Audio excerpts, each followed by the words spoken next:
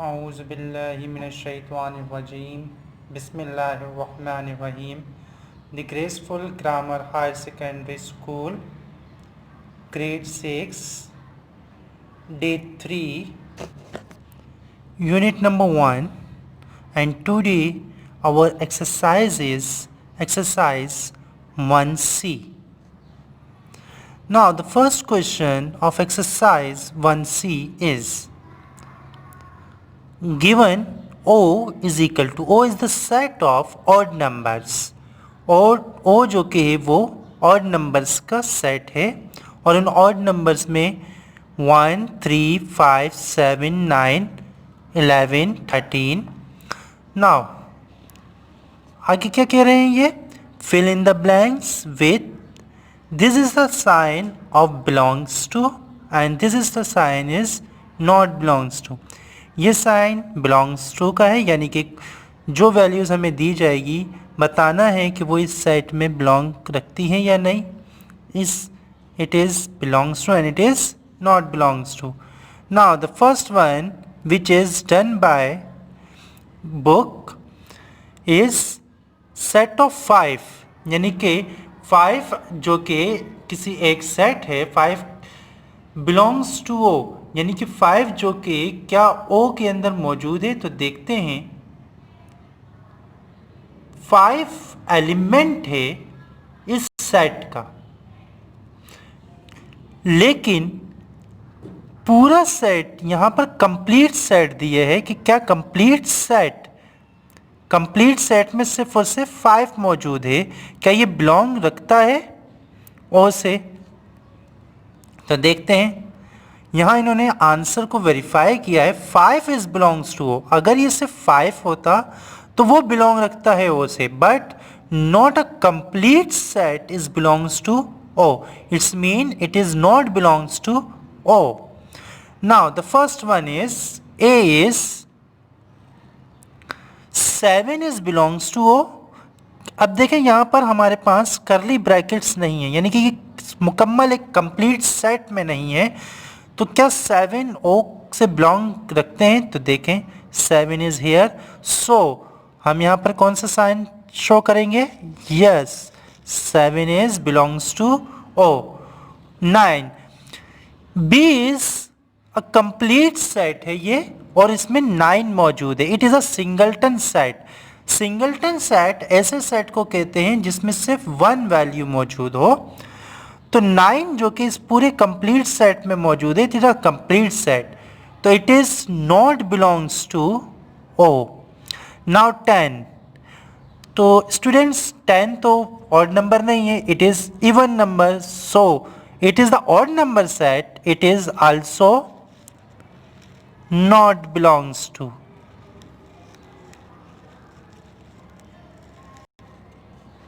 Now 19 is odd number or even number? Odd number, so it is belongs to O. Now the second one is if D is equal to 2, 6, 18, 35 and 15, states whether the following statements are true or not. Now 1 is belongs to D, it is false, क्योंकि 1 तो इस set में है ही नहीं. Now 18 belongs to D, तो क्या 18 इस set में मौजूद है? यस, तो हम क्या कहेंगे इसे? True. Now B is 5 and 6, यहां पर 5 और 6 not belongs to D.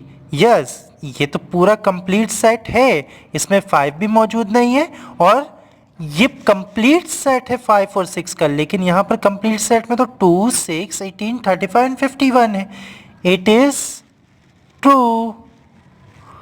Now 11 is not belongs to D, तो 11 तो इस सेट में मौजूद ही नहीं है, तो it is also true. Now 52 is belongs to D, तो देखें 52 क्या बिलोंग करता है? नहीं, तो it is false. Now students, you have to solve this exercise in your copy. Now, types of sets. अब हमें कुछ डेफिनेशंस हैं, इन्हें समझने की ज़रूरत है ताकि हम नेक्स्ट एक्सरसाइज को सॉल्व कर सकें. Finite set. फाइनाइट सेट एक ऐसे सेट को कहते हैं जिनके अंदर नंबर महदूद हों, यानी कि बहुत सारे ना हों. For example, countries in the world. हमारी वर्ल्ड में जितनी कंट्रीज़ हैं वो काउंटेबल्स हैं, तो फाइनाइट सेट काउंटेबल सेट्स को कहते हैं. इसी तरह फैक्टर्स ऑफ 10, 10 के फैक्टर्स भी काउंटेबल्स हैं. कौन कौन से हैं factors? 2 and 5. Now infinite set. Infinite sets ऐसे सेट्स को कहते हैं जो काउंटलेस हों, जिन्हें हम काउंट्स ना कर सकें. For examples, stars in the sky. आसमान पर मौजूद जितने भी स्टार्स हैं उन्हें हम काउंट्स नहीं कर सकते. इसी तरह मल्टीपल्स ऑफ 10, टेंस को मल्टीप्लाई करें तो वो भी हम काउंट नहीं कर सकते. Numbers of trees in the world. World में मौजूद जितनी भी ट्रीज हैं इसे भी हम काउंट नहीं कर सकते. Hairs on your head. हमारे सर पर मौजूद जितने भी बाल हैं उन्हें भी हम काउंट्स नहीं कर सकते. नाउ एम्प्टी सेट्स और वाइड सेट्स और नल सेट. ऐसे सेट जिनमें कोई भी वैल्यू नहीं हो, no elements. A set which contains no element.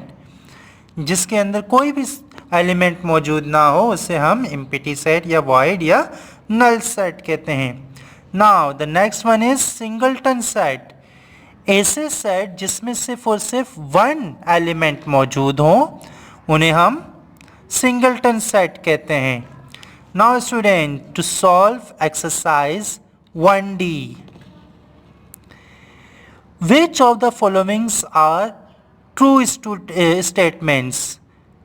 Now pi. Pi means, this is the sign of pi. Pi means null set or empty set. 0 and 0 are all the same, so it is false.